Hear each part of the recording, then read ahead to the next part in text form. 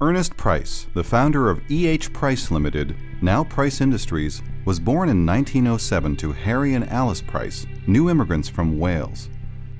Starting as a plumber in the Depression, Ernie Price was about to embark on a journey that would help shape the HVAC manufacturing industry as we know it. My dad had his first job at Winnipeg Hydro in 1925, and in 1927 apprenticed under my grandfather as a plumber.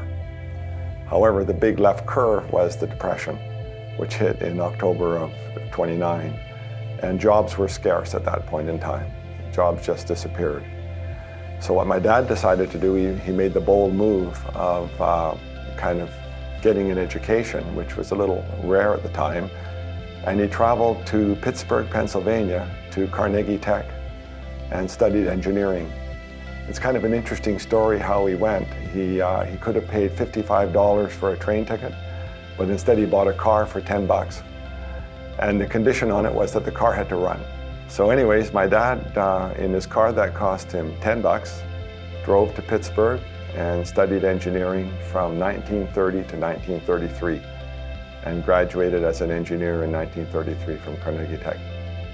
Post-Second World War, my dad came back with savings because he came out of the war as a major, and he actually saved his money during the war and accumulated a little bit of a nest egg. But in late 1946, he purchased a heating and ventilating agency company from H. Chester. During the 50s, to grow the sales of the company, Ernie, along with his first employee, Jerry Law, launched sales offices in Vancouver, Edmonton, Regina, and Calgary. By the time we hit the 60s, they had a very strong sales organization in Western Canada.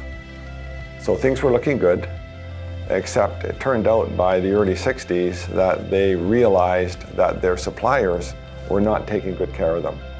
They were not getting quality product, and they weren't served the way they should be served as a purchaser of these HVAC products. They made a very, very bold move of going into manufacturing.